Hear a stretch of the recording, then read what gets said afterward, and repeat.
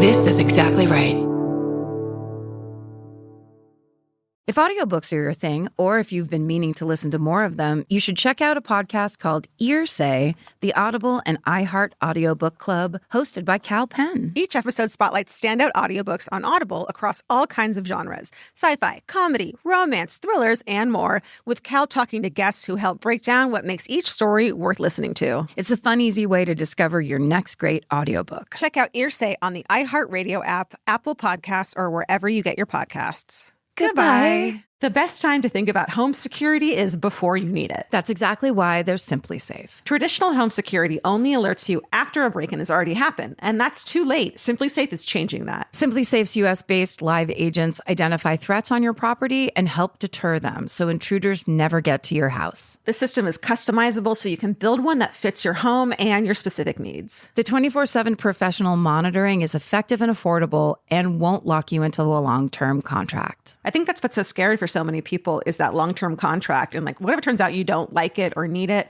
but they don't have that because they know you'll like it and you'll know that you need it and feel so much safer when you have it. Like at this point in my life, I would never go without a security system on my house. I just feel safer with actually having Simply Safe around. There's a whole staff at Simply Safe that's waiting to talk to you and help you out. Right now, you can get 50% off your new system by visiting simplysafe.com/MFM. That's half off at simplysafe.com/MFM. There's no safe like Simply Safe. Goodbye. Get into the Hyundai Getaway Sales Event and get away with a deal so right, it almost feels wrong. Right now, you can get great deals on Hyundai's most popular models, including the adventure-ready SUVs like the Hyundai Santa Fe or Santa Fe Hybrid and the Tucson or Tucson Hybrid. Plus, there's the bold and stylish Elantra loaded with the latest tech. Or go all-electric with the Ioniq 5 or the Ioniq 9. So get down to your local Hyundai dealer and get away with a deal you'll love during the Hyundai Getaway Sales Event. Visit HyundaiUSA.com for details. Goodbye. Vacation planning should feel like a breeze, not a deep dive into countless travel sites searching for the best deal. With Cheap Caribbean's Budget Beach Finder, you can search every destination and every date all in one search. You'll save time and money with the Budget Beach Finder. Say goodbye to endless scrolling and tab hopping and hello to Budget Beach Bliss at your fingertips. Go to cheapcaribbean.com to try out the Budget Beach Finder and see just how stress-free vacation planning should be. Goodbye.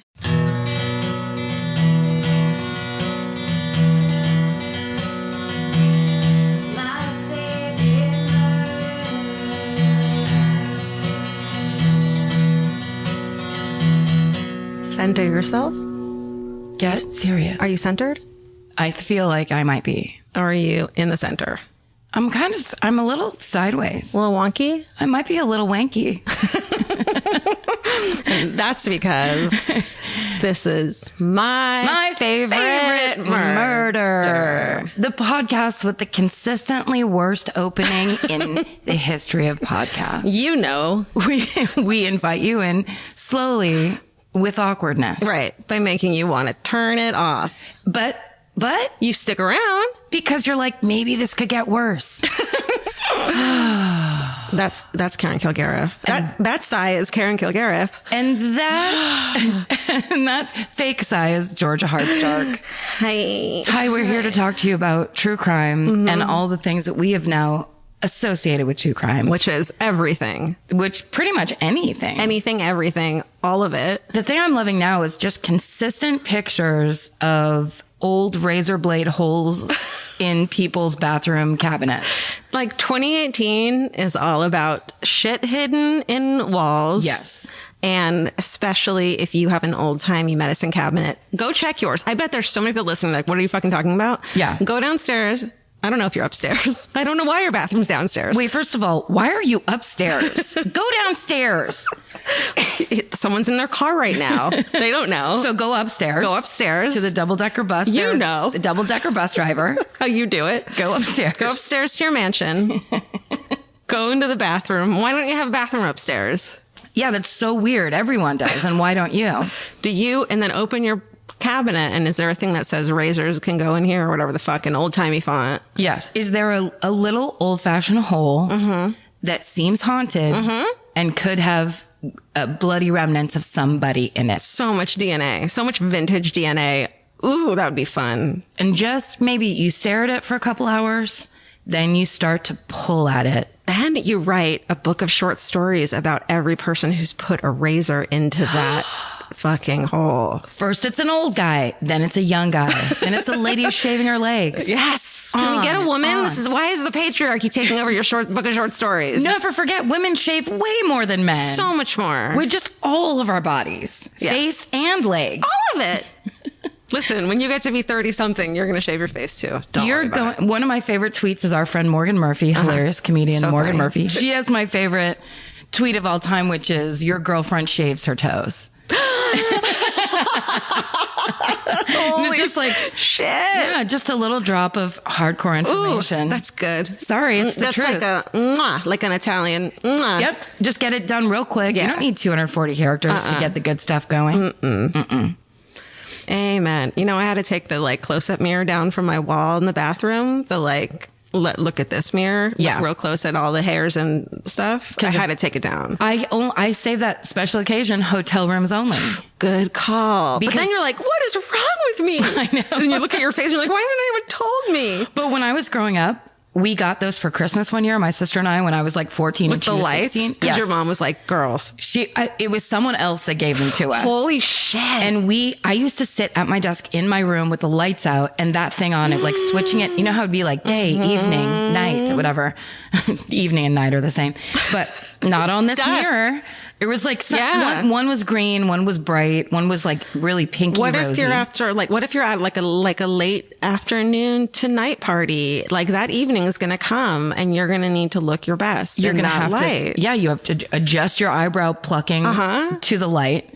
Or men will never love you and you'll never find a husband. Never find a man. You will not land a man at this garden party unless you pluck your chin correctly. Your Jessica McClintock dress can only get you so far, and that fucking updo, that permed updo. You better get your list of topics to talk about in small talk conversation. Yes. And you better shave your upper lip or thread it or do something. And don't forget about those nose hairs, because that's a reality. Girl. Here's the worst one. Oh, no.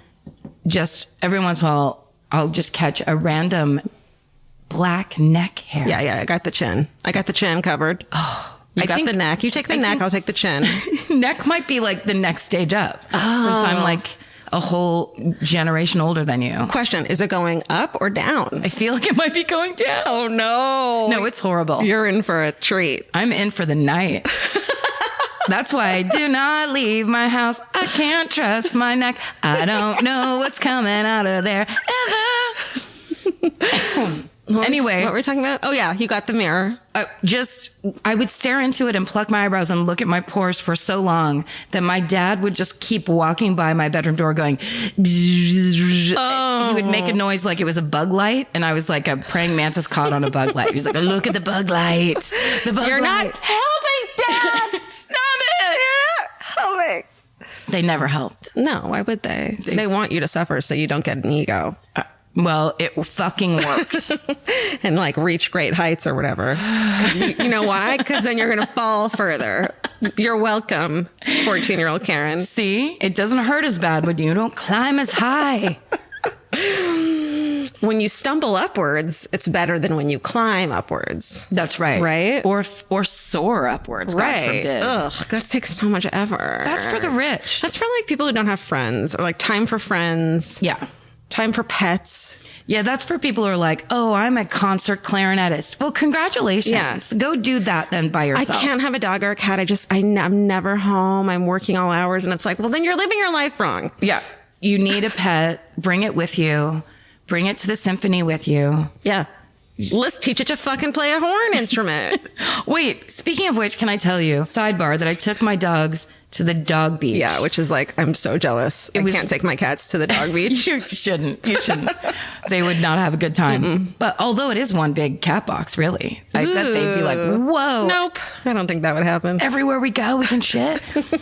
But because it had rained so crazy down here, there was so much garbage and seaweed on the beach. Frank was in heaven. It was a mini beach garbage dump. What was in there? Well, there was one whole huge fish. No we way! walked by just a big dead fish. That's so cool. Then there was lots of it was pieces of plastic that looked like they were from Legs pantyhose containers, like the eggs. Where you're like, why are there so many plastic eggs around? Then there was like basically an IKEA futon frame. What? There's a little kid in the surf that was pushing out a huge, what looked like the gnarled base of an oak tree. And he was just, it was like, no, Mom, where's his mom or dad? They were like, oh, good, a project. You go do that in the riptide. One word, pathogens. Just everywhere. One small cut on your foot. One tiny cut. Do you watch House? Go watch House. They'll never trace that disease. I know. All those beautiful young doctors on the beach. Oh my God. And there was like oil. It was really dirty. And I took my shoes off and then I was like, no, Karen. I didn't think about it until like 45 minutes in. And I was like, there's no way I'm not going to have some crazy mystery rash. This podcast is going to change to my favorite staph infection. Like tonight, get your fucking feet off my couch. Everything's covered. I keep everything in surgical booties until I'm cleared. 2 weeks Please cleared. Do. This is what happens when you leave the house. But what would your favorite staph infection be? Oh, God. Because there's a lot. There's so many good ones. I really do love foreign bodies. Foreign bodies? I don't know. I like a good jump on a rusty nail. Ooh. I did that once in 6th grade. I don't like that. It was intense, but I think I did it because I was at a slumber party that I didn't want to be at. It was very intensely Christian. I was like, I've got to get out of here. And the next thing I knew, I was like jumping in a field and I landed on a rusty nail. I was like, well, Bye. looks like I got to call my mom. Unless we can break into your parents' liquor cabinet and just pour some alcohol on this or wherever. I think I need to be driven away from here. Whatever the medical procedure is, it's not going to take place on this. It's not praying over my foot. No, it's not going to be with your weird Christian records. Got to go. Love the Lord. See you at school. But I can't handle this. I'm watching a show on Netflix that you might be watching that everyone loves called The End of the Fucking World. No. Have you heard of it? No. Oh, it's so good. What is it? Okay. It's like if you took Harold and Maude. Yes. Anti Wes Anderson. Anti? Like angry at Wes Anderson? Like anti, like cute and like kitschy in that way, but like so no shot is centered. Nothing is. Nothing's okay, doubled up. maybe just Wes Anderson, but like dark Wes Anderson. Okay, got it. Okay, and then like it's just like it's dark, but like cute and cool. And it's like these. It's really good, and it's murdery, and there's these two young kids in it, and they're like, he looks like Harold from Harold and Maude, and she's super adorable, and maybe they murder someone. We don't know. Like it's a really good show. I love it. Should I read you the thing instead of telling you? Sure. About it in my own special way? I feel like what you just did was very clear. Listen, if I say it's good, it's probably good. I mean, I feel like you're batting, I'd say 8 for 10. Where'd I go wrong? Where'd I go wrong? Gonna say that? I don't know. I couldn't give you 10 out of 10. I just couldn't. Well, that's fair enough. Because I want you to climb. I want things to be hard. I want you to earn it. If you compliment someone without a little bit of a negativity in it, they're just going to not try anymore. That's right. They're going to get a big head. And, that's the worst thing that can happen. Right. And then they're going to show up at a fucking garden party with hairs coming out of everywhere. Oh, look at me. I'm so pretty. I have a beard. Yeah. No, this is wrong. What's happening? You're never going to find a husband. You and your Jessica McClintock dress. You won't be loved. We'll grow old together. Oh, sure. You can wear that dress all you want. But the floral's not going to land you a man. It's not the florals. No, it's the clear chin. It's a smooth chin and a feminine chin. So shut up. Shut it. Georgia, what are we doing? I don't know. What do you have to talk about? Okay. Anything? Yeah, I do. 2 weeks ago, the last in-person upstairs, what do we call this podcast when it's us? Not live. I talked about the Beast of Jersey, somebody said, I was making conversation with somebody and they were like, what was your last show about? They had never listened to the podcast. They were just trying to be polite. And I went into a synopsis of what the Beast of Jersey was all about. And as I was saying it, I was like, stop talking now. You were like, they were being polite. They don't want to know about the fucking leather mask this person wore, plastic, weird, rapey, that they raped out of at anyone. They raped everyone they could get by themselves. Which is why I think people listen to this podcast podcast and why you and I are doing it is that we realize we can't talk to anyone about it. That's exactly right. We all have to meet here if we want to have these are not dinner conversations. No, these are your friend's new girlfriend. Okay. This is like a podcast of I don't get the face of someone who isn't interested when I tell them about this. Isn't it cool? And then, but usually they kill inside their own race, and they didn't kill inside their own race anymore. And he did this. That's amazing. Nobody wants to know about that. That's in real life. People are like, anyhow, jeez. Did you hear about the bomb? Right. So anyway, But as some of you know, I did talk about the kind of cows because the islands we were talking about were Jersey and Guernsey. Mm-hmm. And so then I began to hold forth like a cow expert. Mm-hmm. You are. Because, I am a C+ cow expert. That's how much I got it right. Dude. And I'm very angry and ashamed because I grew up amidst cows. I had to smell their shit every day. It was all hay and cows and alfalfa and nonstop dairy. So the fact that I got this wrong is both shaming and then also I'm not sure why I keep. I mean, proximity doesn't equal fucking knowledge. Very true. Here we go. Are you ready? Always. This is from Gail. Okay, Gail. She gets right into it. You're absolutely right about the Jersey and Guernsey cattle breeds coming from the islands in the English Channel, but a little not right about. Aw, that's so nice. A little not right. You're just a little not right, which is so accurate. About what those cows look like. Jerseys are the smaller brown ones, and their babies look like little deer. Little babies. They are the cutest. Oh my God. Even the groans are cute. Guernseys are brown and white cows, and they aren't as common. The black and white cows are Holsteins. That's what I was talking about. Okay. Both Jerseys and Guernseys are known for their rich and flavorful milk that is high in protein and butterfat, although the milk that you buy from the store has been standardized in its nutrient composition by removing fat and then adding it back in. Government. So the fat content, fuck the government. So the fat content is most important for making other dairy products besides milk. Jerseys are particularly popular because even though they are small and don't make as much milk as larger cows, they are much more efficient at making milk. Think of them as the Priuses of dairy cattle. And I will from now on. I'm a professor of dairy and animal science. Oh my God. Hell yes. So I was pretty tickled to hear you guys talk about cows while I was simultaneously listening to your podcast and scrambling to edit PowerPoints about cows before the semester starts. It's like her episode. It was like made for her. She's like, listen, I hate serial rapists. Yeah. But here's my chance to shine. But still, I found something I could love here. And that's what we try to do. This is what it's all about.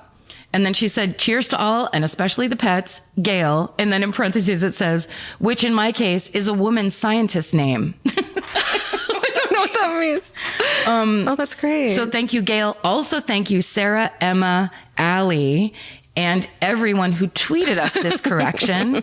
We got emails from Sarah, Emma, and Allie also that were all equally as informative about cows. That's nice. So just so everybody knows, Jerseys are the prettiest cows.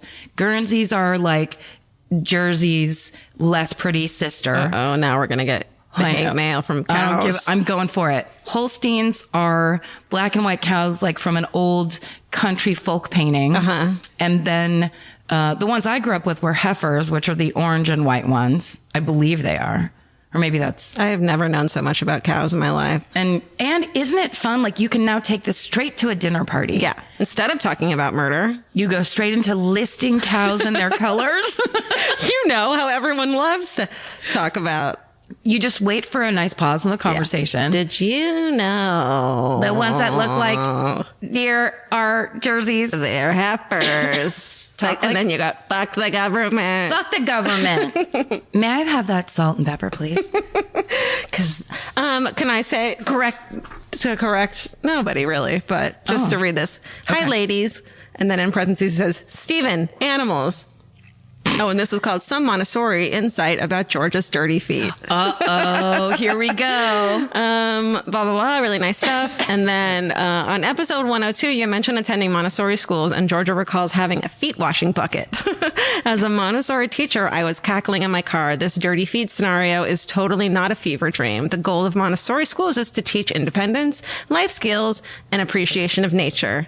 You were lucky enough to get to go outside and explore and learn, allowing those feet to get nasty. Bless your teacher for allowing the children to wash their feet. Water, so fun.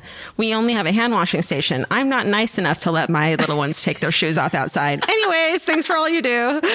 Stay sexy, wash those feet, don't get murdered, Jamie. Well, Jamie, though, I bet that's smart because you don't want a child staph infection. Don't step on a fucking rusty nail. Do not. They'll jump on it just to get out of school. Oh, definitely. Lazy. Anyhow. Oh, I guess this last one, this is just a fun email. Yeah. That Stephen pulled for us. Look and listen, David Fincher. Yeah. Is the subject line. From Gina. Hi, ladies and honorary lady, Stephen Ray Morris. Stephen's triumphantly raising his fists. So good. Was watching Seven for the first time. First time. Such a good movie. You've had 29 years. I was watching Seven for the first time and noticed this. And then she pulled a screen cap and it's Morgan Freeman standing in front of Brad Pitt. And the line he's saying to him is, I want you to look and I want you to listen. Yes. Okay. And then she back in the email says, just saying, has anyone ever seen Karen and Georgia in the same room as Morgan Freeman? Karen and Morgan certainly share that deep, distinguished voice. Oh my God. Lots of love, plus some sloth, greed, gluttony, etc. Yes. Gina. Everyone's so goddamn funny. If you haven't seen Seven, young murderinos, go watch Seven. Oh my God. If you haven't seen Seven, creepy. This conversation ends here. Yeah. Pause it. Go check go downstairs and check your medicine cabinet. That's right. And go back upstairs. Go back upstairs why is your TV upstairs and your bathroom's downstairs? It seems so inconvenient. Weird. Yeah. Because a basement bathroom and an attic TV room is just hard for the family. Is your house only a basement and an attic? What does that mean? Or maybe you're a Dr. Seuss character. Do you have a hat that machines that clean the house come out of it? Yeah. You might want to check your hat. Check your fucking hat. Check your hat. And then check the fucking government, man. Yeah. Tell them about cows. Inform them. Who goes first this week? I think it's you, right? Did I go? But then we had a live episode. Oh, yeah, but didn't we say we're not counting I think I'm that? first this week. I was counting on going first this week. Good, because I had to do it last week. Yeah. I find it to be a burden. Technically, yeah. Technically, I think going first is better because then I can fucking chill as shit. Oh. Drink my sparkling wine. Oh, well, you know what I mean? Yeah, I do. So, but I can't go first every week because that would suck. Yeah, that would suck. It does suck. It's like you kind of have to get everything up off the ground. Right. All right. You set a tone. Yeah. And then I'm not trying to intimidate you, but you really control the mood right now.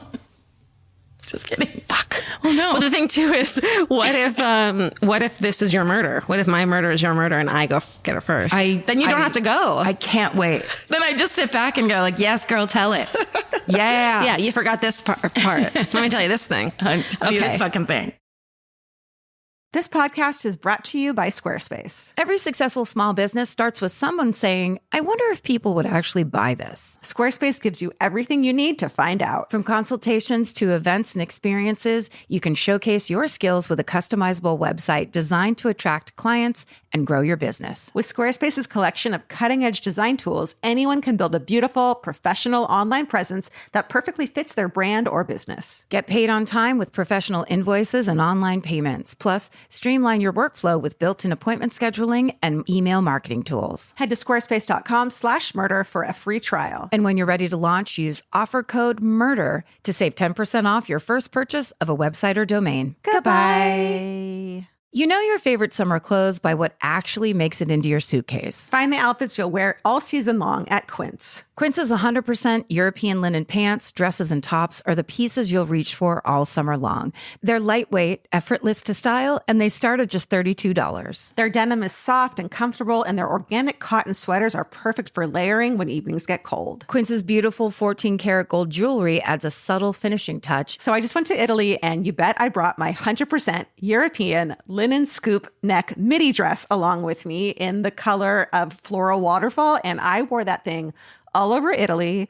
It was like the perfect day to night. It just looked so pretty. And I felt like I looked sophisticated while still being comfortable. Make your summer wardrobe feel easier. Head to quince.com/MFM for free shipping and 365-day returns. Go to QUINCE.com/MFM for free shipping and 365-day returns. Quince.com/MFM. Goodbye. Every piece of furniture you own has a story. Sometimes it's an heirloom, and sometimes it came with the house because it was too heavy to move. If you're ready to start a new chapter with your home decor, there's Article. Article makes it effortless to create a stylish, long-lasting home at an unbeatable price. They take great care in curating their collection, focusing on pieces that stand the test of time. We've talked about Article for a long time. There are pieces in that catalog that are so affordable that are room changers. And if you go through there and there's like a little something you don't even realize you need it until you see how they have stuff set up or what style combinations that they're doing, where they do the boho chic, there's mid-century, it's a little bit modern, it's something new. Like there's so many choices in there and it's not going to break the bank. As someone who's interested in tons of different styles and time periods, Article covers them all in one place. I love that. I know I've mentioned already how much I love my entryway table, but I swear to God, because the path that it's on, I pass it 4 times a day, and I love it more every time. Article is offering our listeners $50 off your first purchase of $100 or more. To claim, visit article.com/murder, and the discount will be automatically applied at checkout. That's article.com/murder for $50 off your first purchase of $100 or more. Goodbye. Get into the Hyundai Getaway Sales Event and get away with a deal so right, it almost feels wrong. Right now, you can get great deals on Hyundai's most popular models, from hybrids to EVs and more. Score on the adventure-ready SUVs like the Hyundai Kona, Tucson, Santa Fe, or Palisade, or the bold and tech-inspired Elantra. And the most advanced and capable Sonata or Sonata Hybrid yet. Or go all-electric with the Ioniq 5 or Ioniq 9. But getting away with a great deal is just the beginning, because every new Hyundai is backed by America's best warranty. Which means you can shop with confidence and drive with unrivaled peace of mind. So get down to your local Hyundai dealer and get away with a deal you'll truly love, but don't wait. The Hyundai Getaway Sales Event won't be around for long. Visit HyundaiUSA.com now for details. Goodbye. Okay. And now we can start. Mm-hmm. All right. So I found this story and decided to do it, and then found out that it is also an I Survived episode. She's in an I Survived episode. Yes. So this is special for you. Thank you. So I watched the I Survived episode. It was great, but also I got a lot, like most of my information from an article in the Willamette Week by Beth Slavic from 2016. So cool. Thank you, Beth. Good job. Yay. We're proud of you. Okay. So this is the story of Susan Kuhnhausen. Okay. Any bells yet? No. I feel like I'm like reading to the master. Can I just do a quick brag? Yeah. My sister said last weekend, I think it was, she was like, there's an I Survived on that's amazing right now. You need to watch it. A woman who escaped a serial killer. And I wrote back, does she have red hair and a green sweater? I've seen it already. And my sister goes, ooh, that was creepy. Because I know, I honestly have seen them all 5 times. I've seen maybe 2. Okay. You're the queen of this. So I felt a little, but I think that this is, Do you mind if I will listen to you? And guess the whole time? Yeah, I'll ring in when I think I know. That's what this podcast is. Yeah, girl. This podcast isn't be quiet while I tell you about the story. This podcast Could you please be quiet? Interrupt the shit out of me with incorrect guesses. This is the one time I've been interrupting you for 2 years straight. Yeah. But this is the one time you were like, could you please be quiet? This is an I Survived. This is actually really, and wait, literally 2 years straight today. That's right. It's our 2-year fucking anniversary. Oh my God. Of existing. Of having real fucking personalities. Yes. Lives. Having an interest that we shared. Yeah. That we thought this could possibly be interesting. First day of the rest of our lives. Insanely. Dude, 2 years. High five, Georgia Hardstark. Thank you. You too, Karen Kilgariff. This fucking podcast would be going to Montessori. No, it wouldn't. That's too young, right? It's too young. Okay. But unless we're both working. Daycare, working moms. Yeah. Listen, we get Steven, will you be this podcast nanny? Steven's a podcast nanny. Yeah, I would think so. Steven, thank you. Yeah, I'll take care of you. Okay. You would be a Manny, right? Oh, right. Steven, you came in, what, a year and a half I mean, like 6 months in? My, I guess 2 year. Of course he knows what's. Yes. There's a heart in his calendar. Oh yeah, it's like a little like in my locker. It's like cutouts. My 2 year anniversary is in May. Okay. Yeah. Well, we're gonna say right now that we'll get you something for your 2 year anniversary, and then we won't. But then we'll make up for it, and it'll be even better. Yes. That's exactly all I could hope for. That's all you've ever wanted. That's how we do, right? Yeah, exactly. You know how we do. I love it. Yeah. Okay. All right. Susan Kuhnhausen. Okay. Here we go. On the evening of Wednesday, September 6th, 2006, 51-year-old emergency room nurse of nearly 30 years, Susan Kuhnhausen, ended her shift at Providence Portland Medical Center and headed to her appointment at Perfect Look Hair Salon in East Burnside Street, on East Burnside Street. Portland, I guess you know what that is. You already know, don't you? No, okay. I don't. I know that area, though, the Burnside district. Oh, okay. Yeah. So, Perfect Look. It's our new hair salon. It's so good. It's so good. Susan had moved to Oregon in the early 80s. She settled in Portland, and she was well liked by everyone who knew her. Of course, everyone says she's outgoing, vivacious. She's this amazing nurse. She's loved by everyone. In 1988, when she was in her early 30s, Susan, along with a friend and her mom's help, placed a singles ad in the Willamette Week, which is what I just realized is what this article is from. Oh, yeah. I didn't put it together. That's awesome. That's amazing. That's a very popular circular up there in Portland. I think it still exists. Yeah. Okay. Looking for, and so she placed a singles ad, which is how you used to find love. It's like before. Could you imagine? No. It's just like, it's all like letters and numbers and like I'm a Taurus, S, F, L. S-M-L. Looking for D. I think my mom put one of those in like Irvine Weekly or whatever in the 80s. Did she catch any good fish? I'm sure she didn't. Jesus. The guys she dated were horrendous. Were they sickening? No, they were just like single dads in the 80s were creeps. Yeah. You know what I mean? A lot of transition lenses, a lot of mustaches. Yeah. Yeah. All right. This isn't about me. Okay. or Janet. It's always about Janet. It's always about Janet. Okay. So she wrote, looking for, quote, someone different. And then about herself, she wrote, overweight, but not over life, which I love so much. That's a necklace instead of like live, laugh, love. Overweight, but not over life. But not over life. And then you kick a stranger in the dick. As he's reading that, hypnotized by your necklace. You know the website Reductress? That I'm just upset. Like their fucking headlines make me laugh so hard, and their articles. Funny. It's like the Onion for women. Yes, they have like merch now, and they have a shirt that has an arrow, and it's up to the arrow goes to your face, and it says "My vagina's up here." They had one after the Golden Globes that said 0 quotes from men about the Me Too movement. They're so funny. It's so good. Okay. Someone different, overweight, but not over life, seeks SM, who wants more out of a relationship than just, quote, slender. Fucking girl. Yes. Wow. And this is in the late 80s when none of these attitudes were allowed. No, you go to fucking Jazzercise and you diet and reduce, or you're nothing and no one. It's bulimia or bust, everybody. It was a hard time. Yeah. But then meanwhile, we were being tricked into ingesting fake diet food that was actually filled with sugar. So like we all thought New York seltzer was diet. Yeah. And we're like, this is so delicious. And you drink like 7 of them and it's just like drinking Coke. Right. And then you scream at your kids. Yeah. Okay. 39-year-old Mike Kuhnhausen responded, and about him, Susan said, quote, he had a nice voice. I was impressed he wanted to talk about deeper things, which I wrote, red flag.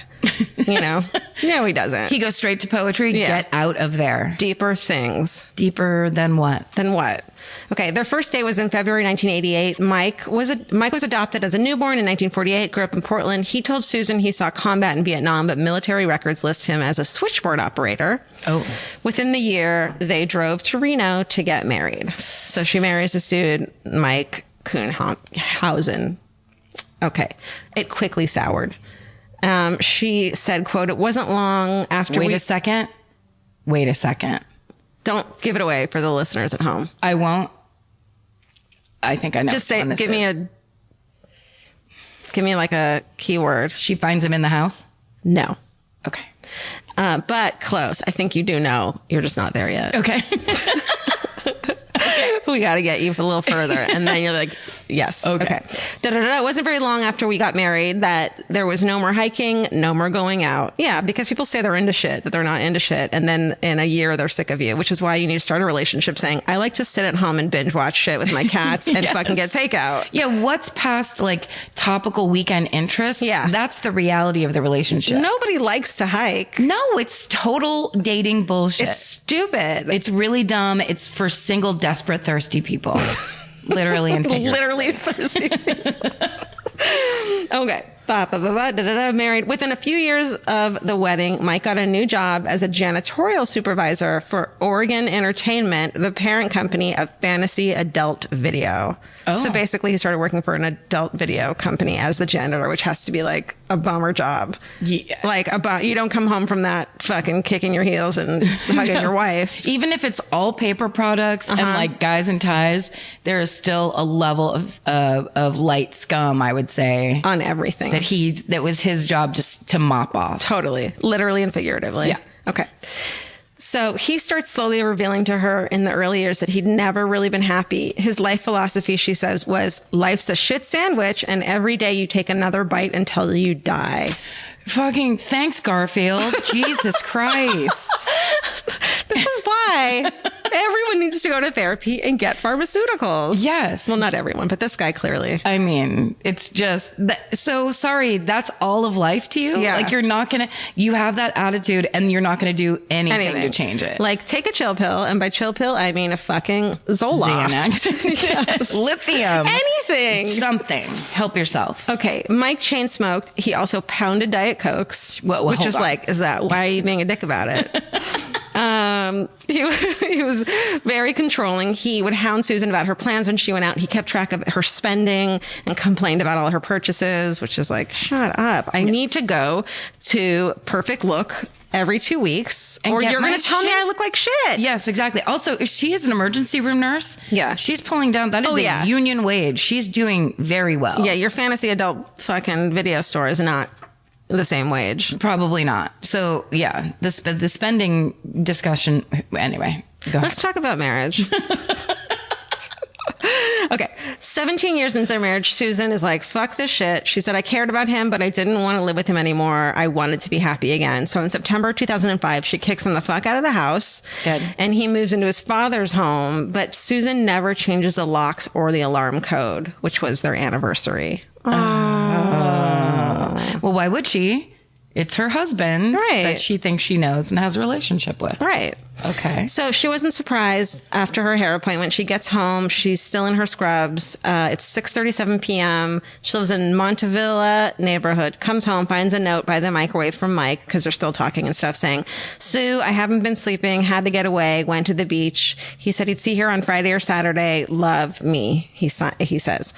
So Susan disarms the alarm, goes through the house to the front, grabs her mail, and she comes back inside and looks through the house to her bedroom and sees that it's really fucking dark in her bedroom abnormally. And she's like, oh, I thought I opened the drapes that morning. There's like something is off. She knew it immediately in the fucking insect part of her brain. Well, what is scarier than that? Yeah. When you're standing in your house and there's something off. There's something that you didn't do. That is like, I always have a lamp. There's one lamp I never turn off. Ooh. And if that were off, if I came home and that were off, I would be like, well, I would think I got my electricity turned off, which happens constantly. But my thing is like, if one of the cats aren't greeting me, there's something wrong in the house. Yes. You know, like if they're for sure. scared, there's a reason. If my dogs aren't there barking at the window like I'm the mailman, I think they're both dead. Like I picture, they ate chemicals, they ate whatever. Like I go through a whole thing of trying to go into acceptance about losing both dogs at the same time. Oh no, Jesus! And then George will like walk up like, what do you want? I was sleeping. The other day, Vince and I came home and the whole house smelled like cigarettes. Like someone had just smoked a cigarette or was smoking a cigarette in the house. It was really fucking creepy. And we like went room to room and looked everywhere. And did you have a window open? No, I don't know what it was. It was probably someone in the hallway or something. Wait, I think we've talked about this already, But did I ever tell you about my friends who live in New York and they are the producers of Eugene Merman's Comedy Festival, and they put a camera in their house because in their apartment, they kept noticing little things move. So finally they put a camera in their house that would switch on if there was movement. Yeah. And, so the guy was at work, it switches on. Their landlord just is going into their house, walking around, and it's one of the creepiest videos. They showed it to me, and she's just really slowly walking around and looking at everything. Oh my God. And she at one point walks upstairs, which is just their bedroom, and is up there for 3 minutes and then comes back down. I never told you about that. No, I want to And then cry. she just leaves. But it was one of the creepiest, weirdest things I've ever seen. How come she was moving shit? It's she would look over, for a while she'd look at pictures, or she'd lean over. She was just snooping around. I would so do I'm sure that. one time she pick up a magazine, look at it, and put it down, thinking they'll never notice. Oh my God. Isn't that amazing? You know that's happened in your life. Oh my God. Right? Yeah. Someone's gone through your shit. When I was a kid, when I was there was a certain young period in my life, I was 12, where all I fucking did was snoop through my fucking family's shit. Yes. Just snoop. 100%. It was so much fun. I would always go through my mom's nightstand drawer because there was always weird, super random shit in there. Yeah. But there was never anything good. But it would be if I dig back here far enough, there'll be something weird where I'm is this sexual? I'm not sure. And it never was. It was never what I wanted it. One time I thought I found a porn under my parents' bed, and I pulled it out, and it was just an exercise, Videotape? Yeah. I was going to say a VCR. My friend and I went through, it was during this time, and I had a friend who was yeah, let's go through my mom's shit too. And we both had single moms, and we found it must have been given to her as a gag gift. Cause now that I'm older, I'm no one would use those on themselves. It's disgusting. But at the time we were I think we stopped looking through people's stuff after we found this box of weird dildo attachments. Yes. And we were both oh no. Yeah. And never talked about it again. That's the thing that you learn depending from somewhere between when you're 11 and 14. Yeah. Which is, you can go ahead and snoop all you want, but you have to land on the other side of snooping. Yeah. Which is not only that you're a snooper and you could get caught and then known as that. Yeah. But then you know something. Yeah. There might be shit you don't want to know. You're not even imagining what you wouldn't want to know. Yeah. And managing that. No. You're just being I know what this is going to amount to. Yeah. Mm-hmm. Don't do it. Do not. Or, do, but just know that. But then you have to die with some secrets. You could snoop up a secret that you're just well, or then get I a just podcast have to know that. and talk about it years later. It's true. Okay. This isn't about me. This is about Susan. That's right. Disarming her alarm. It's dark in her room. She goes to her room. This is your last chance to guess what this is. I know what this is because sorry, Mike is not in the house? No. Okay. But I know what you know. You think okay. You know, but you have no idea. From behind the bedroom door, a man suddenly lurches towards her. That's right. It's a hired guy. Sorry. Sorry, shit. Okay. Susan doesn't recognize his face. He's got Dockers, a blue striped shirt on, and a tan baseball hat pulled down over his eyes. He has yellow rubber gloves on his hands and is carrying a red and black claw fucking hammer. A claw hammer. A claw hammer. Oof. He swings the fucking hammer, and his first blow lands on her left temple. Okay. You hire a hitman, and he's here's how I'm going to do it. Mm-hmm. I'm going to bludgeon her to death. I choose to bludgeon a person as opposed to just shoot them and get out of the house. Yeah. Horrifying. Yeah. Okay. So, using her instincts and her 3 decades of experience in the ER, where, Karen, all the ER nurses are trained regularly in self-defense, learning how to slip out of headlocks and clutches. Wow. Susan knows instinctively to crowd her attacker, not to cower and back off, because the blows land shittier if the closer you are. The closer you are. That's great. I'm not this. Don't legally. I am not telling you to do anything when you get attacked, etc. Yeah. And that would have less force. The swings of the hammer if she's super close to him. Yeah. She fucking screams at him. Who are you? What do you want? She's fucking yelling at him. But he doesn't answer. Susan's only 5'4", so she's 5 inches shorter than the man. And she has 2 bad knees from repeated injuries and her excessive weight, as she fucking clearly stated in her singles ad. She outweighed him because he was super skinny. So she says she slams her body up against his, attempts to push him over, but he doesn't fall. Instead, he pushes Susan against the bedroom wall, then says the only phrase that he's going to say that night, secretly between you and me, the last fucking thing he'll ever say. Oh, you're strong. You're strong. And she says that the phrase sends surges of adrenaline through her because she said, quote, with hearing this phrase, she says, he's here to kill me. She realized at that moment, I don't know why, I don't know who he is, but his intent was clear. And those are his last fucking words ever. Oh. Susan pushes him again and says, who sent you? She wrestles the hammer from him and she fucking swings the claw 3 or 4 times into his skull. Fuck. She got the fucking hammer. Yes. He grabs it back. And so Susan grabs his throat and says, who sent you here? Squeezing his fucking throat. His face turns red and purple, and then he goes blue. Susan freaks out at that moment and lets go and tries to fucking run. He catches her though as she's running from the bedroom. They're in this narrow hallway together. He spins her around and punches her, splitting her lip. Punches her again, and she falls to the floor. And when she looks up, he's standing over her with the hammer. And at that moment, she thinks, I'm going to die today. Why'd she let go when his face was blue? I mean, people don't want to kill people. True, but fuck. I know. At least make him pass out. Oh, I mean, yeah, but like you think close enough, right? The fact that he was able to get up. I guess so. I always think I'm smarter than people in near death situations. So she knows she needs to get the hammer from him. So she pulls him to the floor with her. So he's standing over her and she fucking pulls him to the ground with her. That's brilliant, actually. I know. She starts to bite him in her mind thinking, I know I'm going to die, but I'm going to fucking leave teeth marks so people know that he can find him. Yes. So she, wrestling on the floor together, she bites his arm, his flank, and his thigh and bites through his fucking zipper to his fucking genitals. To his dick. Shit. They can't write that in the Willamette, probably. Probably not. At the same time, she's going through his fucking pockets looking for ID so she can throw his wallet under the bed so the cops will know who it is. Jesus. I know. Well, you know what? That ER, her working in the ER probably prepped her for so many crazy things. There's no time to panic. Yeah. Yeah. Real clear thinker in horrible situations. Exactly. She said, I was like a downed power line snapping on the pavement. How cool is that? Wow. I know. The fight at this point had lasted, you know how long this fight has gone on? How long can you fucking fight for, do you think?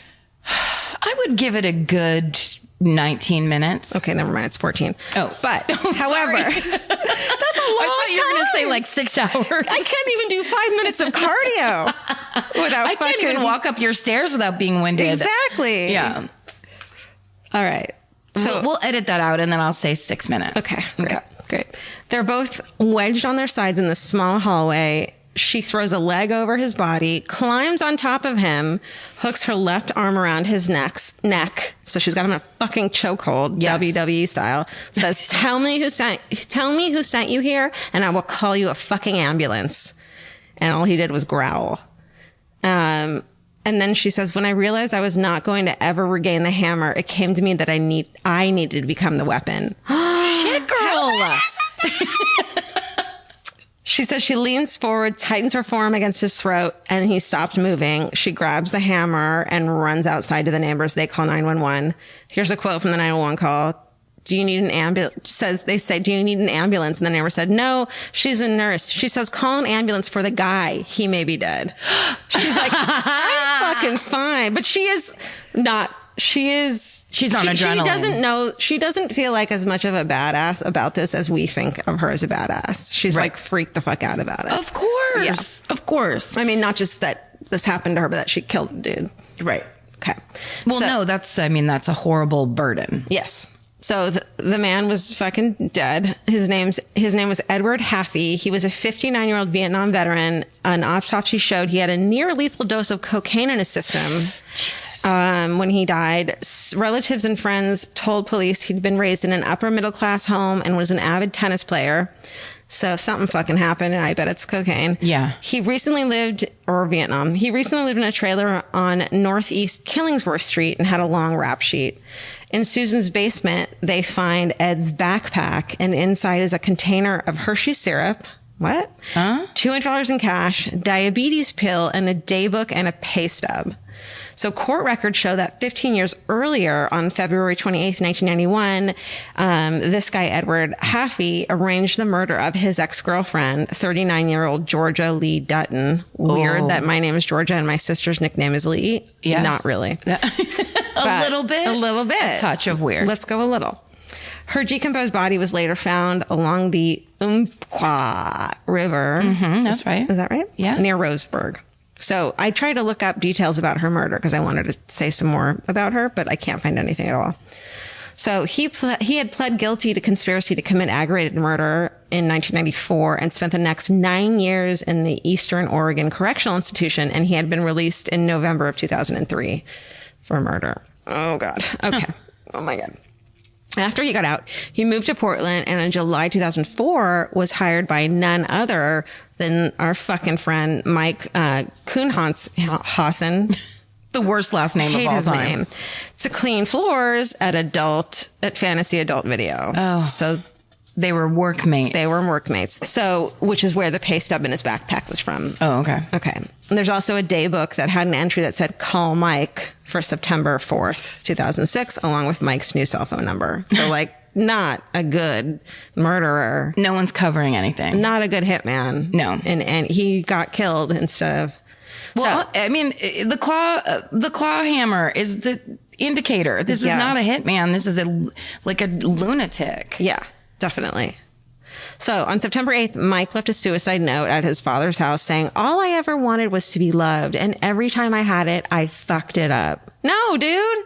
You're a piece of shit. Don't feel fucking sorry for yourself. Yeah, this is not the time for if you've arranged the murder of your ex-wife. Right. It's not the time to talk about how hard things are for you. Right. And how bad it is that you fuck things up.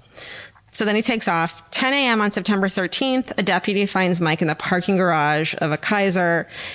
Mike says he's checking himself in. It's a Kaiser? Good luck. They won't have, they'll have you there for 10 minutes max. Well, to a psychiatric hold. Oh, sorry. Whatever.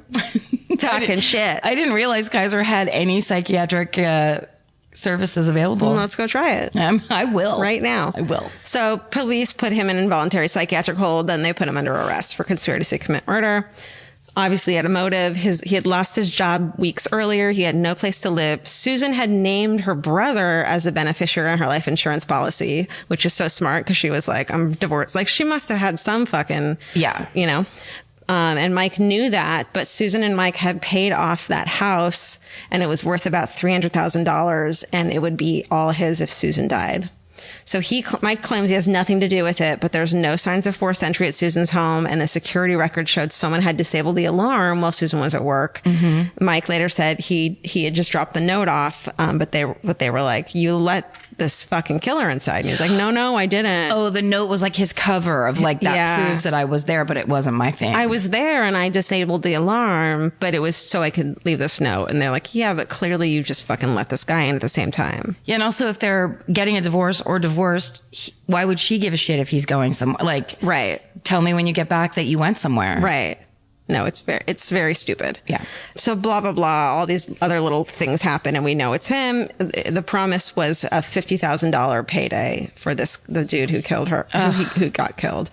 On August 30th, 2007, Mike pleads guilty to soliciting? Maybe. Susan's murder. Okay.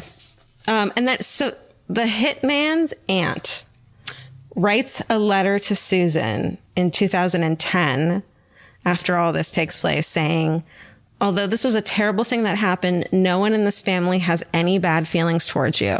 You did what you were forced to do, and in doing so, you spared many from the same trauma you experienced. That's right. Oh my God, that's incredible. I know. So Susan filed for divorce the day after Mike's arrest. Obviously. Oh, they were just separated. Yeah, they hadn't divorced yet. Okay. And by 2014, she had moved to a new Portland home and like a crazy out of the way cul-de-sac. She said she felt like a quote, a broken plate glued back together.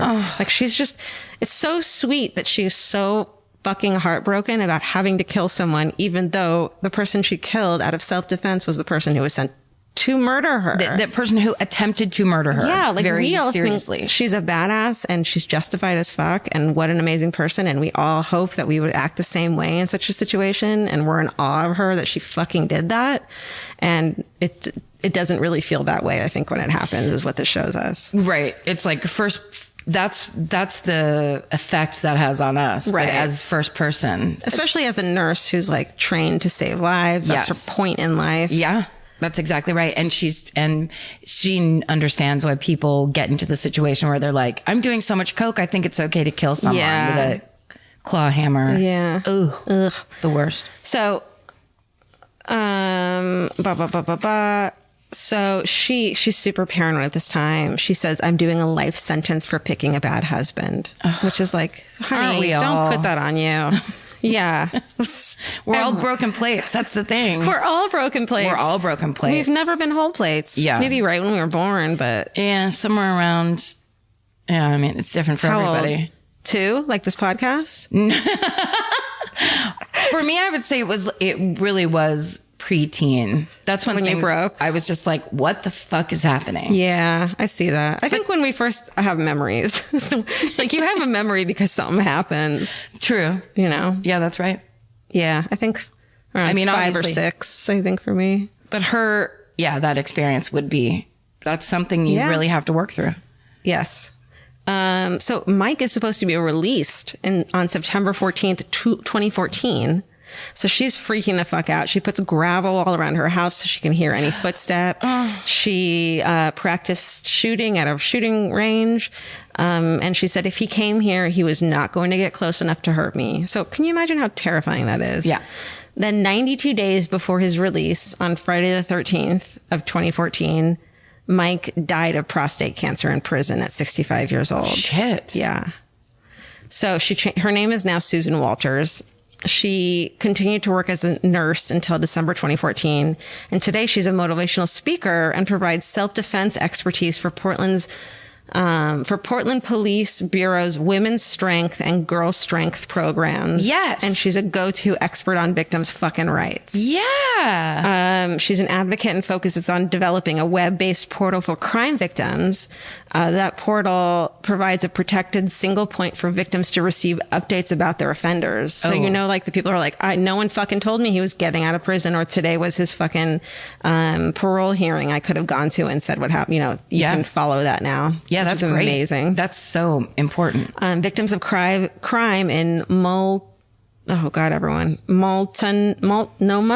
Yep. Multnomah County, is that right? Yeah. Can now follow their case, their offenders, and access resources through the website. It's casecompanion.org, and I think every fucking city should have this. That's incredible. And Susan says, surviving the event itself is difficult. Surviving a prolonged and protracted criminal justice journey is also equally hard. Yeah. Which that's amazing. So she said, being an imperfect woman, I married an imperfect man thinking that we could love, honor, and negotiate and have a good life together. But he had issues around abandonment, anger, and anxiety that he couldn't overcome.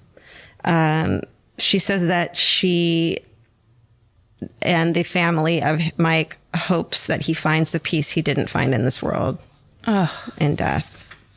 And that's the story of badass fucking Susan Kuhnhausen. Wow, that's amazing. And there's a Survivor. I survived about it. Yeah. That's good. I watched and it's good, but there's another story in it. One of the other 2 stories that's really fucking depressing. Which one?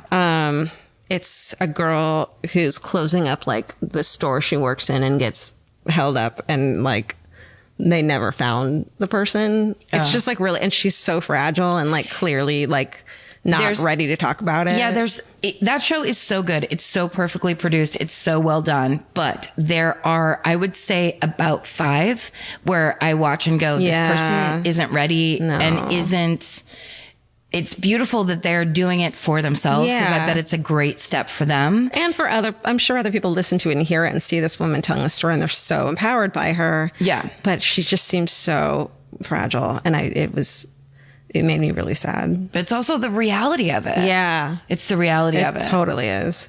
Yeah. Yeah, it's so good. Yeah. That show is incredible. Yeah. And then there was a family whose fucking boat capsized. It's always they were cool too. I dipped into a frozen river. It's like, okay, and I feel bad for you, but there's a woman who's fighting off a fucking claw hammer. We need to get back to her now. Can we real quick? Real quick. Those are always the stories that end first. Do you notice that? Where it's like the boat capsizes, right. They get rescued, and then they're like, well, God helped me out of the ocean. Yeah. Awesome. We'll talk to you later. Hey, Susan. What did God not help you out of? Can you tell us? God helped them out of the ocean. What did you ever do? And she's like, well, I became an emergency room nurse and fucking nailed some shit to the wall. Yeah, she did. Oh, it's intense. Yeah. Get into the Hyundai Getaway Sales Event and get away with a deal so right, it almost feels wrong. Right now, you can get great deals on Hyundai's most popular models, from hybrids to EVs and more. Score on the adventure-ready SUVs like the Hyundai Kona, Tucson, Santa Fe, or Palisade, or the bold and tech-inspired Elantra. And the most advanced and capable Sonata or Sonata Hybrid yet. Or go all-electric with the Ioniq 5 or Ioniq 9. But getting away with a great deal is just the beginning, because every new Hyundai is backed by America's Best Warranty. Which means you can shop with confidence and drive with unrivaled peace of mind. So get down to your local Hyundai dealer and get away with a deal you'll truly love, but don't wait. The Hyundai Getaway Sales Event won't be around for long. Visit HyundaiUSA.com now for details. Goodbye. Support for today's episode comes from Square. Nobody starts a business because they love payroll. Or invoices. Or business. And that's why there's Square. Square brings your payments, inventory, scheduling, staff, online orders, and reporting together in one connected system. You can take payments in person, online, or on the go, and track sales and inventory in real time. Instead of juggling a bunch of different apps, Square keeps everything connected behind the scenes, so you're spending less time fixing problems. Whether you're just getting started or growing your business, Square is designed to grow with you without complicated setup, contracts, or hidden fees. If you're starting a business or running one that deserves better tools, Square helps you sell, manage, and grow without slowing down. Right now, you can get up to $200 off Square hardware at square.com/go/MFM. That's SQUARE.com/GO/MFM. Run your business smarter with Square. Get started today. Goodbye. There are some questions humanity may never be able to answer, like, what's the meaning of life? Or even worse, what do I make for dinner? Luckily, Hungry Root has one of those covered. Hungry Root is like having your own personal shopper and nutritionist all wrapped in one.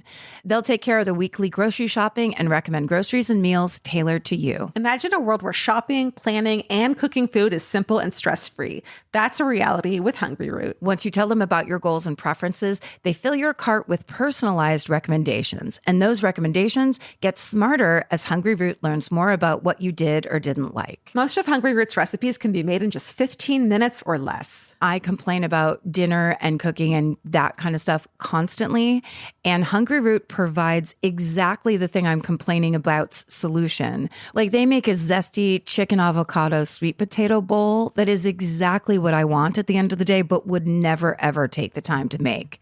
And with Hungry Root, it's just right there. It's waiting for you. For a limited time, get 40% off your first order, plus get a free item in every box for life. Go to hungryroot.com/MFM and use code MFM. That's hungryroot.com/MFM, code MFM, to get 40% off your first box and a free item of your choice for life. Goodbye. Let's be real. We don't all have time to keep up with the latest fashion trends. Some of us want to look stylish, but have someone else to do the shopping. That's where Stitch Fix comes in. Their expert human stylists get to know your lifestyle and budget so they can pick pieces that actually work for you. Stop shopping and get styled today at stitchfix.com/murder to get $20 off your first order. That's stitchfix.com/murder. Goodbye.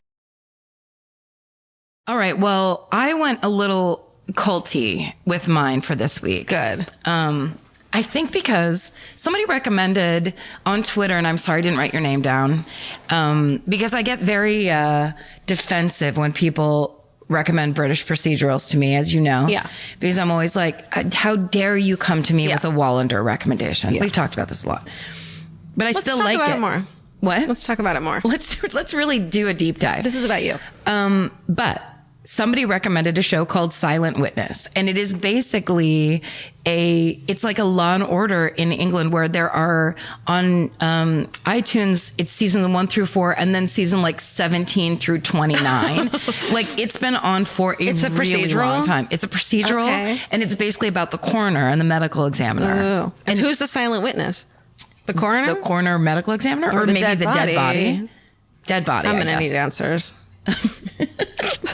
Anyway, it's a cat. There's a cat that lives in the coroner's office. The coroner's cat, like a bodega cat, but in the where it just is up on a shelf. Can I just say there's an Instagram called Bodega Cats of Instagram? Yeah. And it's made me never want to eat at a bodega again, because just the photos, I mean, they're adorable, but cats' assholes on everything in a bodega. Like any fucking bag of Gardetto's fucking chips you get, a bodega cat's asshole. Just do a quick Clorox wipe rinse on the outside of that bag. I can never lick a bag of Gardetto's again.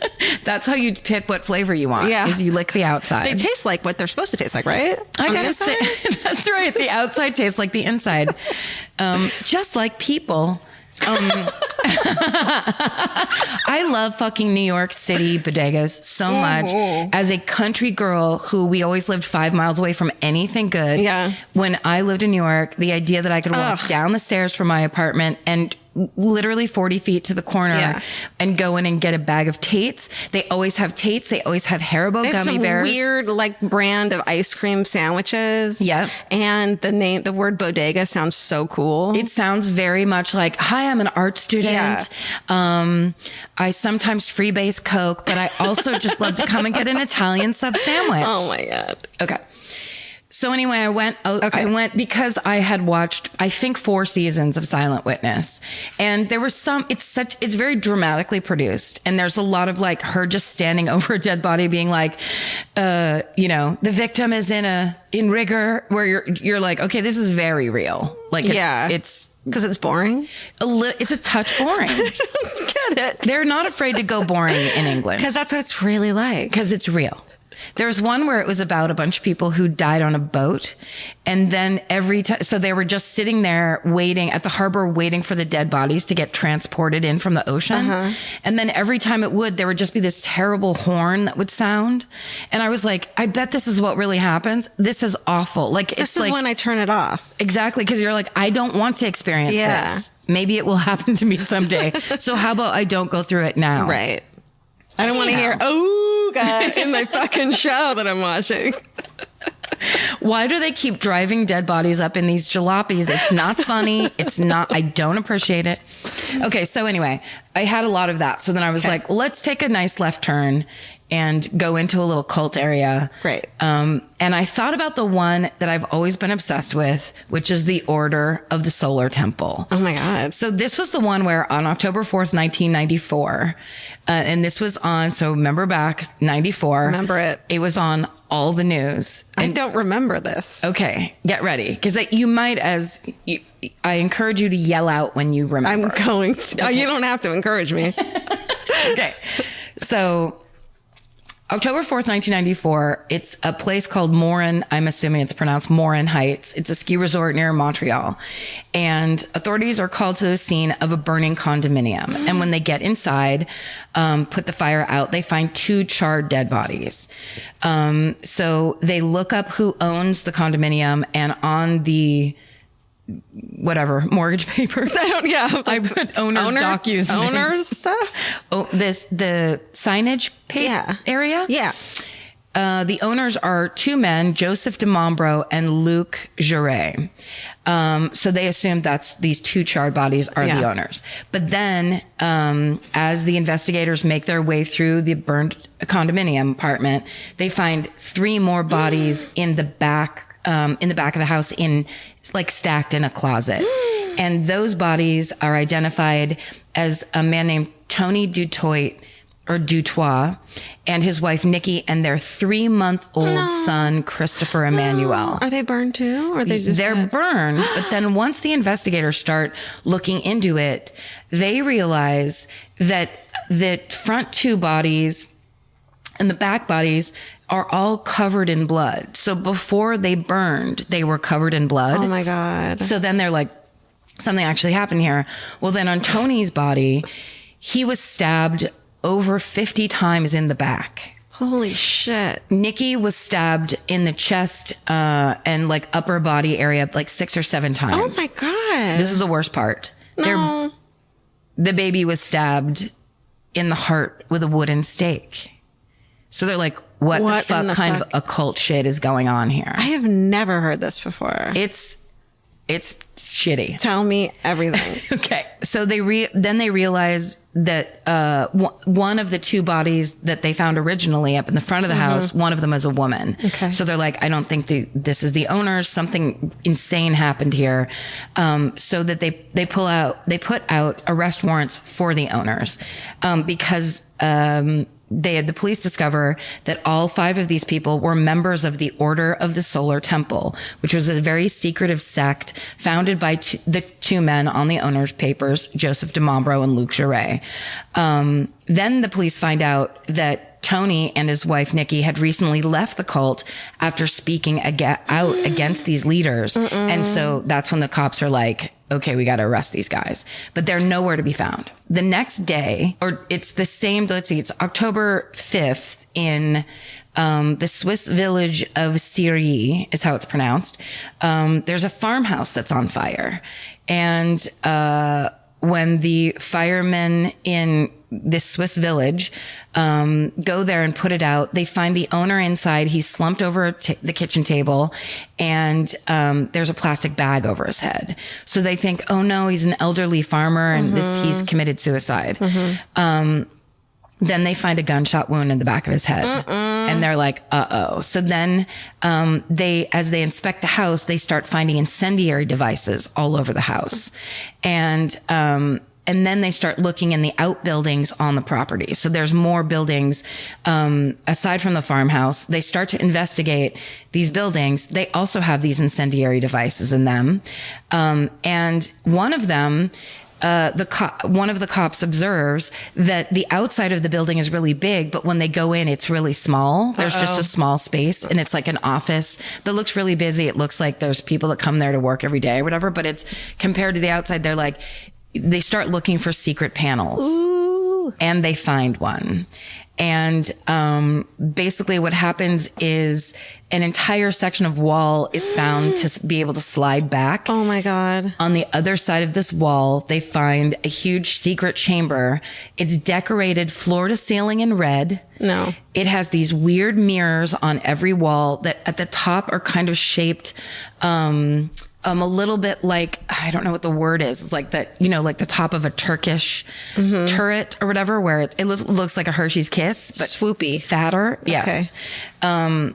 Anyway, it's all like ritualized. There's weird, these weird stands, like lecterns that are gold that are in there. And there's, and then so basically it's all obviously used for some kind of religious rite. Some straight up culty bullshit. There's champagne bottles on the ground. Okay. And in the middle of the floor, arranged, in a like star formation, feet in the center, head to the outside, are 18 corpses. Shut the 18? 18.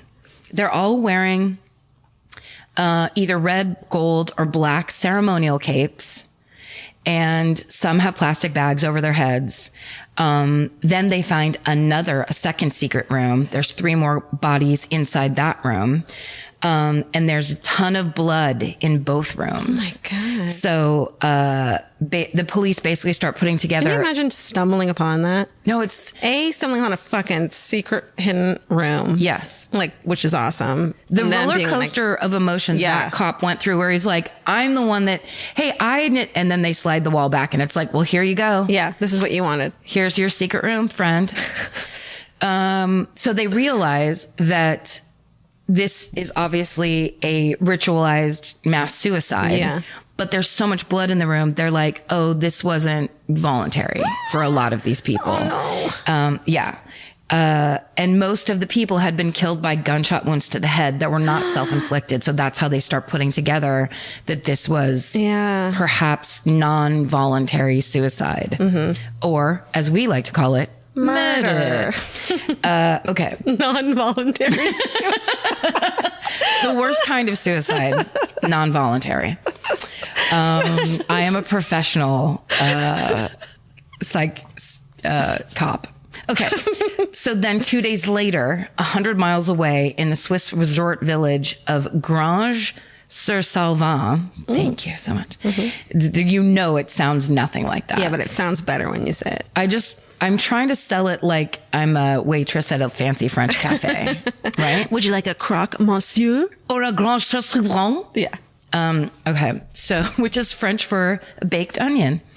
Okay. The fire department is called to now 3 adjacent chalets that are all on fire. And inside each, they find eerily similar scenes to the Syrie fire.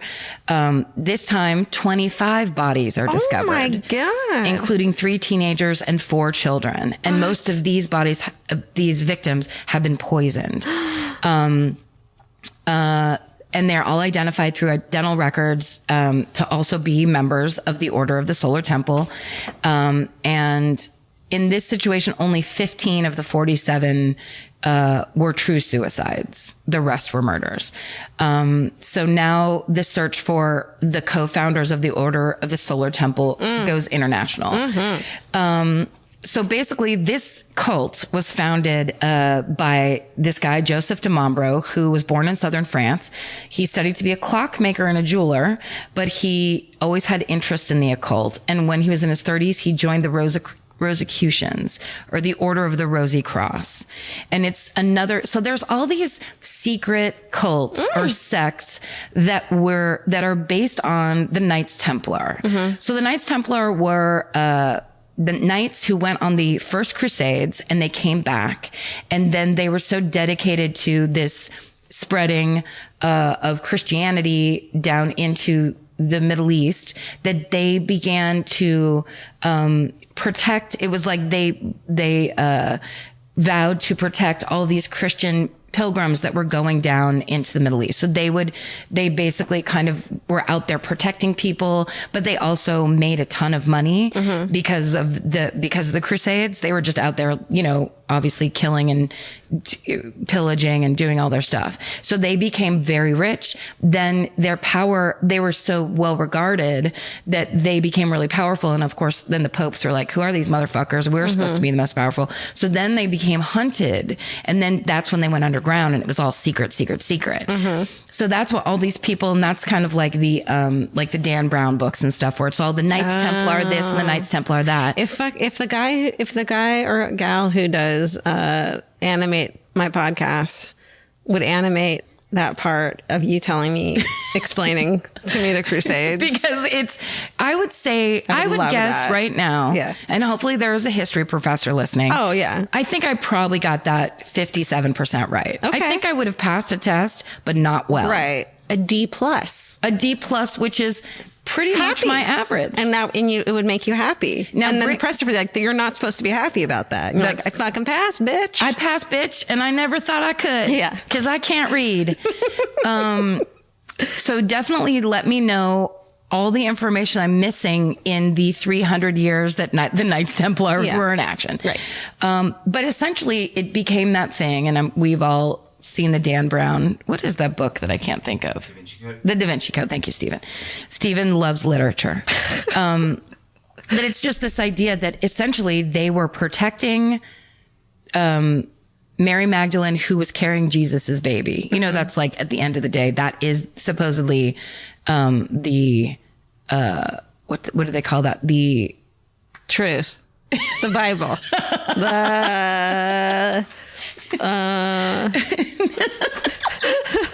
Christianity. What's the cup? Oh, the Kiddush cup. Holy Grail. Thank you. Oh. The Holy Grail is Jesus's baby, right? It's also called the Kiddush cup. We had it first. Oh, that's true. So don't come at me with a fucking Yeah, you explain it to me. I don't fucking know what's going on. Anyway, this is a religion podcast. It's all about secrets. Okay. They base this whole thing on like secrets, hidden treasure, hidden money, making sure that they could always kind of get the Christianity where they needed it to go. Okay. And have missionaries protected and all that. So secret societies are like, gotta keep up with the Christians. Right.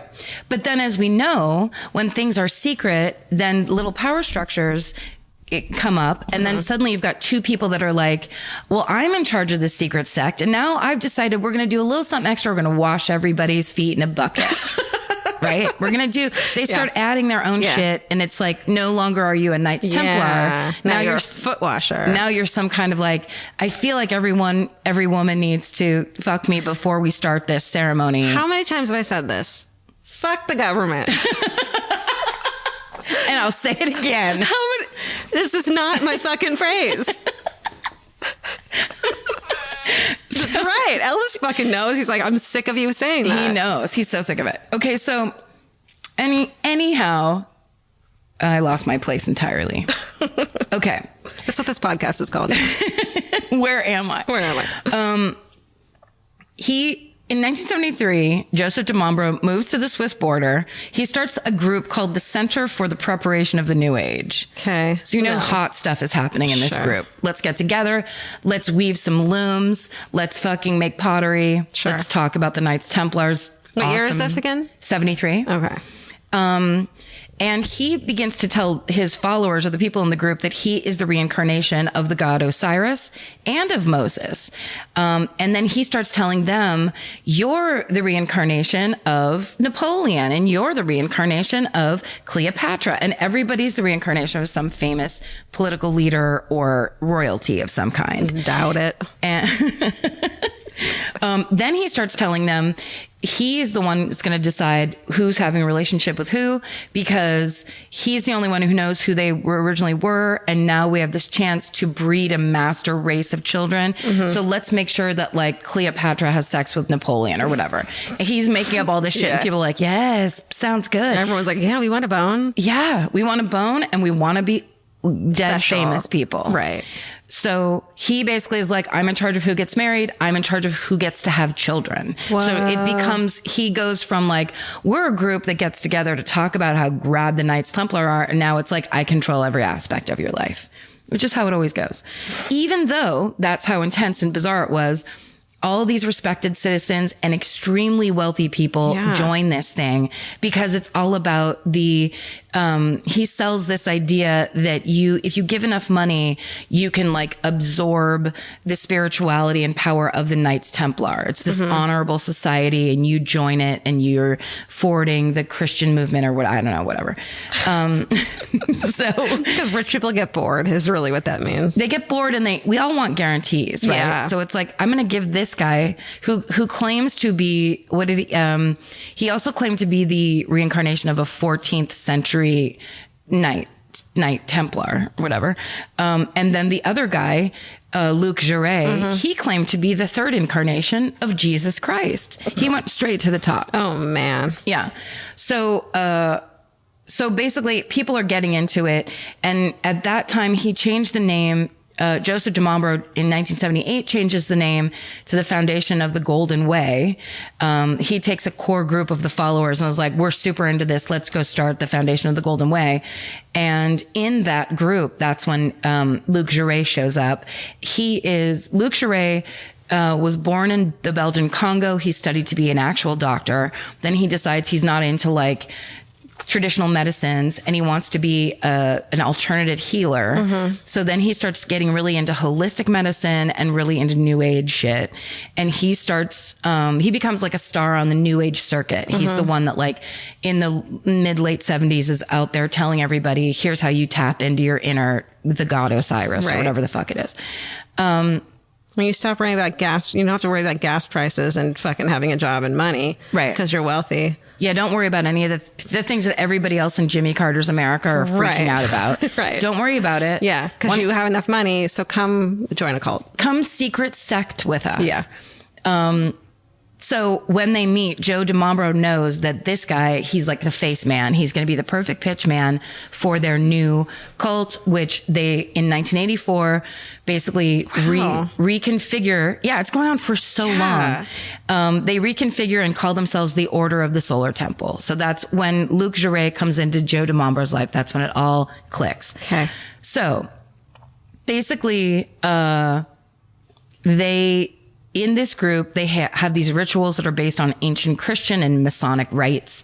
It's all secret. So all the members are secret, all that, nobody tells anybody else that they're in this group. And at its height, they had lodges in Canada, Australia, Switzerland, and Martinique. I'll join just to fucking go on vacay. I mean, right? To just go to an island and then pretend you're Cleopatra. Skiing and shit. Skiing in Martinique. Great. So that was a joke, everybody. I know Martinique is a beautiful island. So soon the topic changes. And when I say soon, I mean after 7 years or whatever the fuck. Soon. These people stay in this weird cult. They start sending this message that an apocalypse is coming. It's an environmental apocalypse. Man has caused it. It's man's fault that it's going to happen.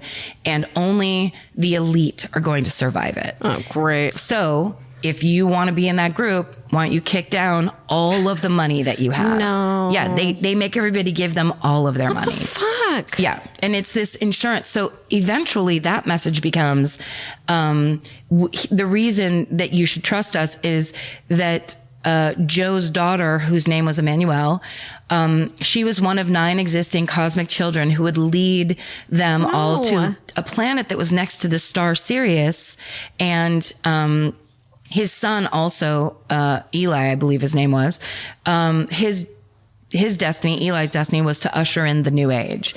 So luckily, the leader of this cult's 2 children were the key pieces to get them to. So basically, the Earth was going to end for environmental reasons, and then they were going to travel via a path of fire to a planet that's next to the star Sirius. Everyone's like, it's crazy, and I want to be like, how the fuck? But like, there's the podcast Heaven's Gate that's like super good. That so good. My sad retelling of the Heaven's Gate story last week before the podcast came out. By the way, I didn't know about it yet. It was good. They like focus on a couple actual cult members and explain how it happened, and you kind of get it a little more. But it's just so bananas and bonkers. I think it comes down to that feeling of like when life feels really plain all the time, and then you get introduced to an idea of you're special, and there's more than this, and you're correct. Everyone else is going along with their everyday life, and they're all lemmings. You're special. I see how special you are. Come in, do my ritual. Yeah, let me shoot you in the back of the head. I have knowledge. Yeah, and that I will impart onto you. Yes. Listen, I'm starting a cult right now. Yeah, I mean, I'm believing. Are you in here? Are you the god Osiris? I have Elvis sitting on my lap staring at me. She is petting a cat in a kind of evil cult-like way. Yep. Okay, I just uncross his eyes. It's a miracle. Yeah. She's real. Yeah. So basically that talk goes on so long that of course nothing ends up happening, and the members are like, yeah, okay, you've been talking about this apocalypse for a while, nothing's going on, and I've given you like millions of dollars. Make the apocalypse happen. Yeah, I want everyone else to die. I want to see what you're talking about. I want these things to happen. Well, also meanwhile, they started getting, of course, super crazy with their power. They were buying houses everywhere. They had everybody's money. So they're out like they've got houses here. And, as you saw, chalets and condos in every city. They're hiding fucking rooms. They can build things that look like small rooms, but that are actually big rooms. Yeah. It's crazy. And so the members are like, yeah, you seem to be getting a lot of stuff, but like all of our, it's on our dime. Yeah. So then Luc Jouret is voted out as Grand Master of the Canadian branch of the Temple of the Solar. How mad is he? Because he starts to demand that that one woman has sex with him before every ritual to build strength. And everyone's like, okay. No. But he's like, all the members are like, you're losing your shit. And it's obvious and it's creepy. So then he gets voted out. Well, then Joe DiMambro is just like, wait, no, it's our cult. Yeah. Like, you can't get voted out. What are you doing? Yeah. This isn't a fucking fantasy island or whatever. Yeah. You mean Survivor? Yes. Yes. You knew. Just as a bit of information, Luc Jouret, it shouldn't be a surprise that he lost his shit, because before joining the Order of the Solar Temple, he had belonged to a racist neo-Nazi magical organization, co-founded by a former Gestapo officer named Julian Origas. And he was also an illegal arms dealer. So he wasn't a great, he wasn't a nice Templar. A little background check, rich people. Yeah. Are you a good guy? Can you ride a horse? Are you an arms dealer? These things should disqualify you.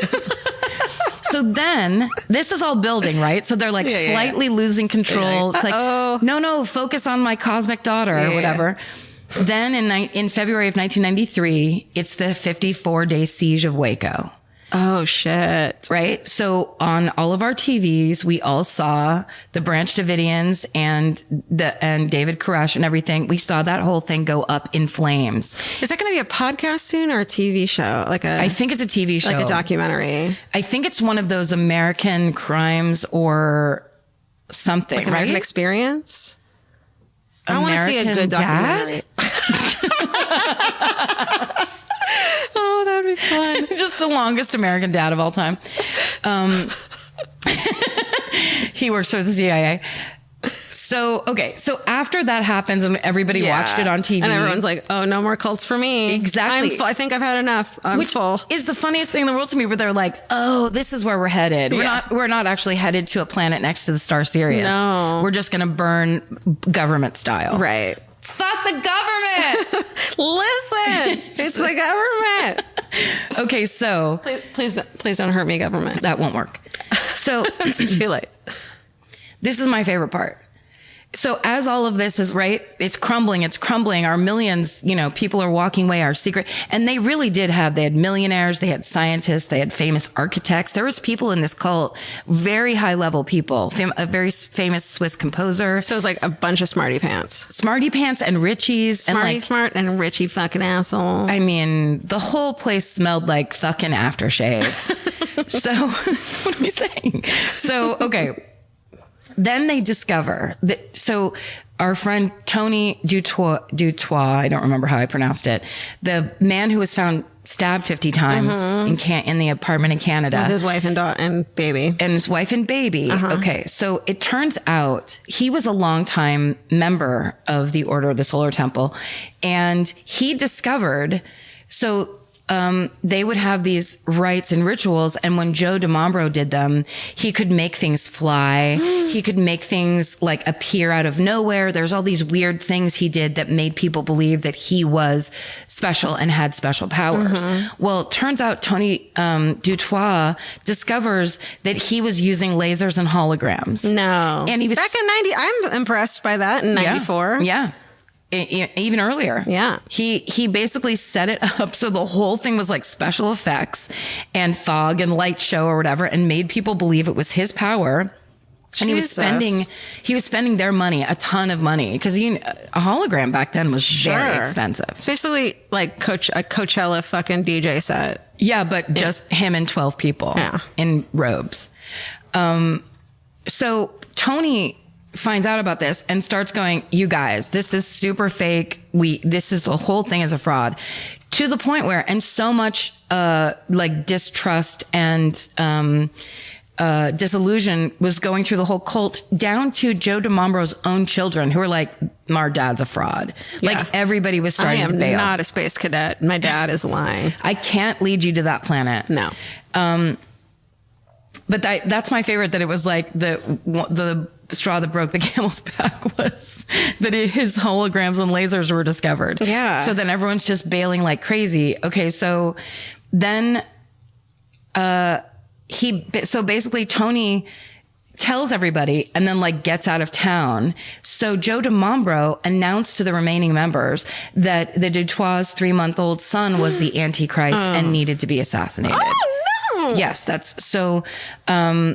So the two bodies that were in that condo from the beginning of this story turned out to be 35-year-old Jerry Janot and 60-year-old Colette Janot. What? They murdered the Dutois, murdered that baby, and then committed suicide and lit that apartment on fire with the incendiary device that was like all the incendiary devices in Switzerland. Yes.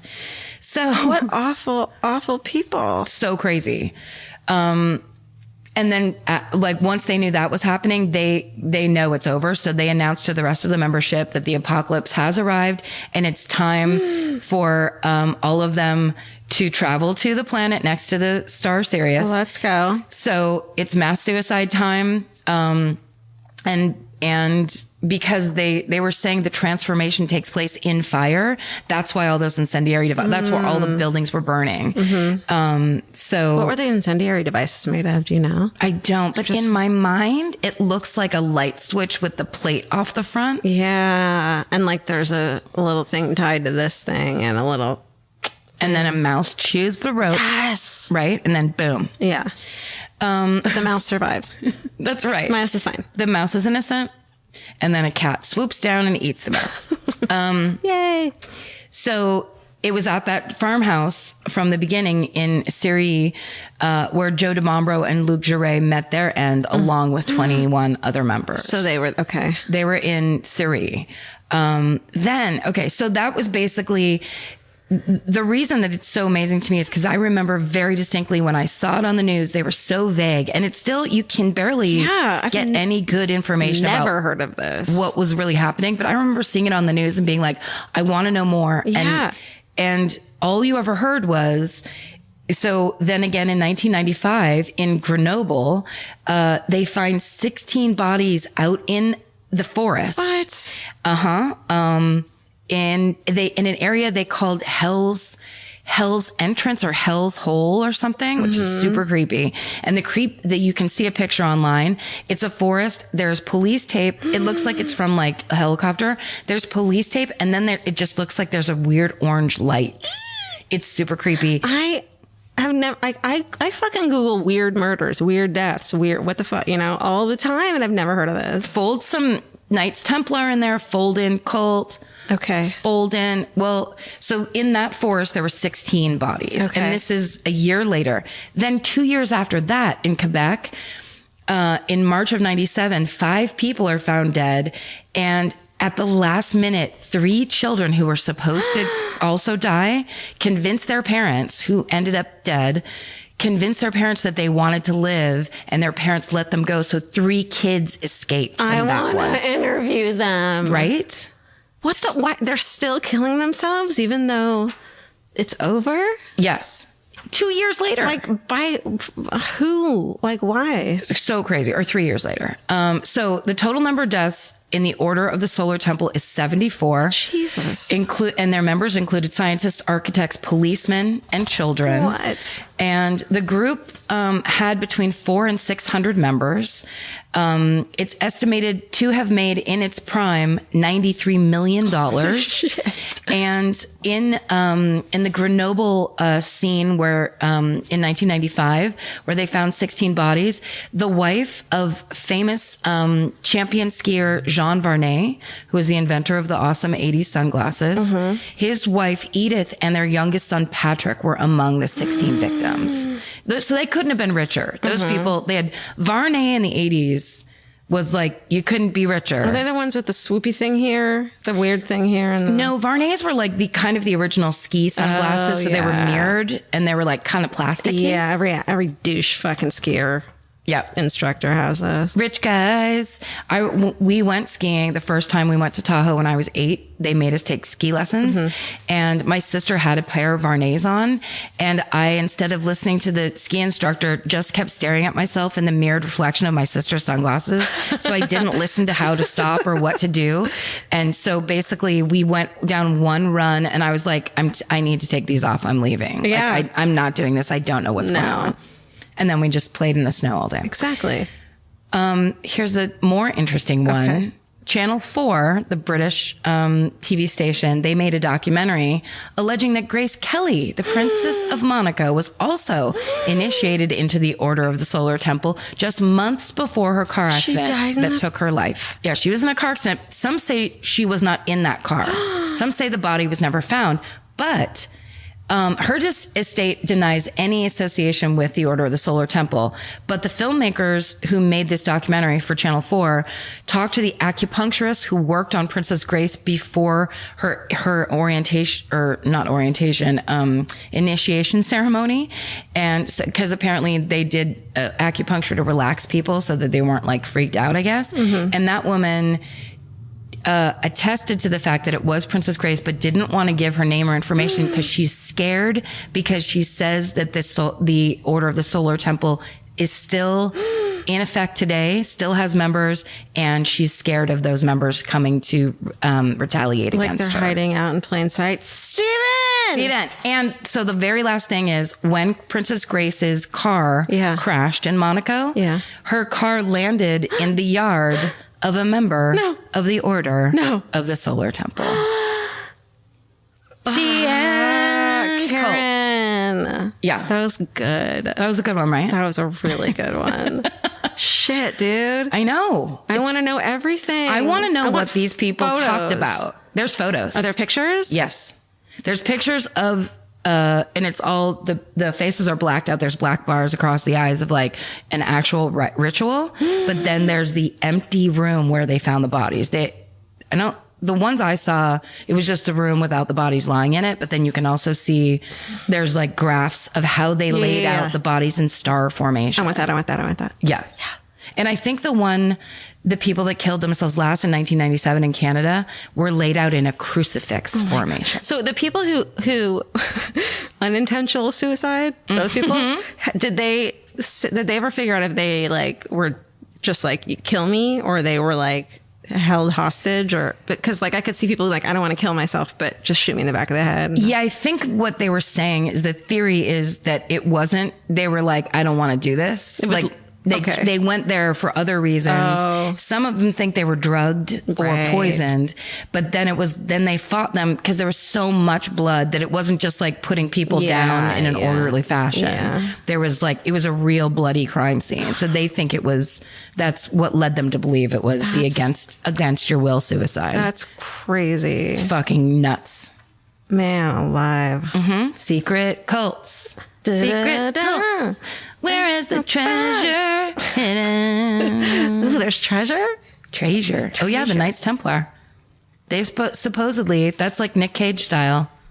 They supposedly have. Oh, is that what that is? Yeah, because they went and pillaged everything down in like the Holy Land. They stole all the shit. They stole the shit from the fucking Jewish people. What's up? That's right. That's right. Chosen ones. So it's your birthright. Mm-hmm. To go and find those gold doubloons and take them back. Let's do it. I would love to. Let's go on an adventure.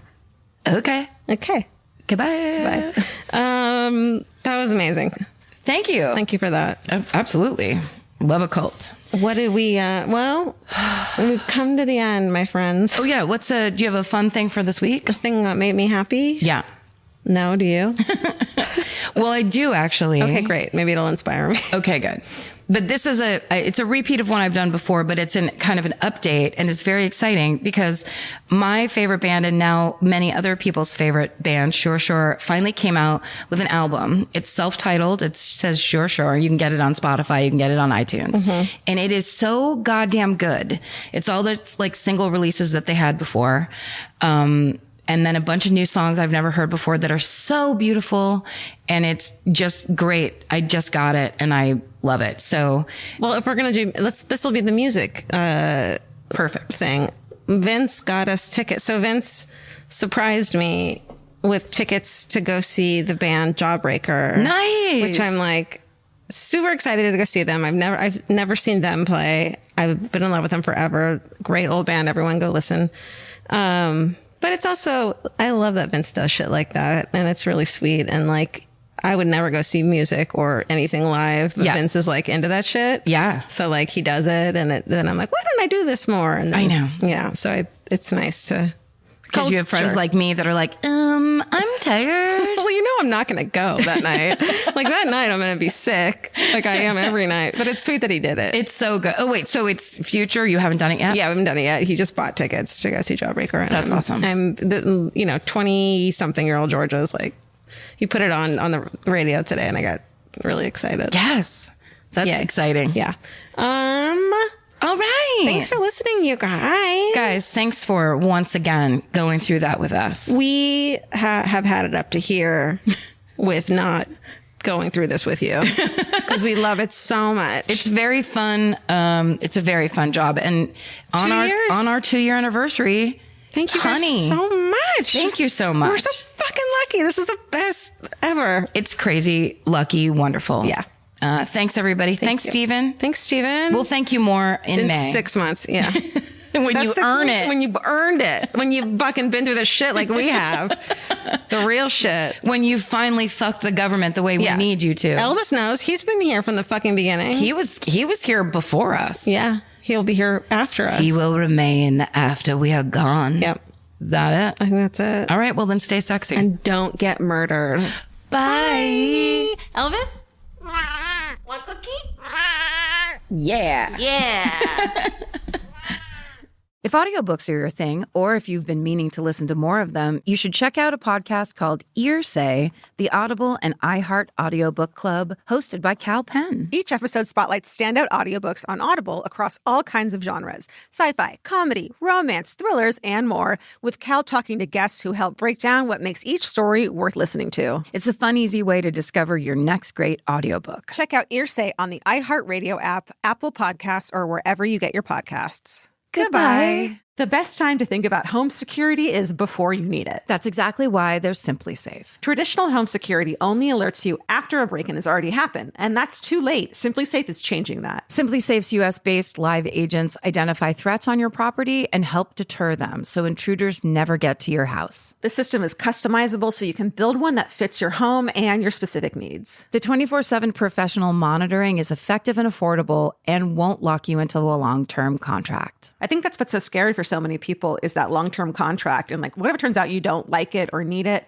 but they don't have that because they know you'll like it and you'll know that you need it and feel so much safer when you have it. Like at this point in my life, I would never go without a security system on my house. I just feel safer with actually having Simply Safe around. There's a whole staff at Simply Safe that's waiting to talk to you and help you out. Right now, you can get 50% off your new system by visiting simplysafe.com/MFM. That's half off at simplysafe.com/MFM. There's no safe like Simply Safe. Goodbye. Cheap Caribbean's Jet Set July sale is here. Right now, save $200 on vacation packages of 4 nights or more with promo code 200BEACH. Whether you're dreaming of Cancun, Jamaica, or the Dominican Republic, your next vacay just got more affordable. Don't let summer pass you by without the beach. Use promo code 200BEACH and get more sand for your dollar. Head to cheapcaribbean.com today to book your beach vacay. Goodbye. Capture your favorite summer feeling with Pandora Jewelry. Discover a collection inspired by the sunshine, freedom, and moments that make the season unforgettable. From sun-kissed metals to personalized pieces ready to be engraved with your summer mantra. Each design moves with you from beach days to golden nights and every memory in between. Shop Pandora Jewelry's new summer collection in-store or online at pandora.net and let your summer unfold. Goodbye.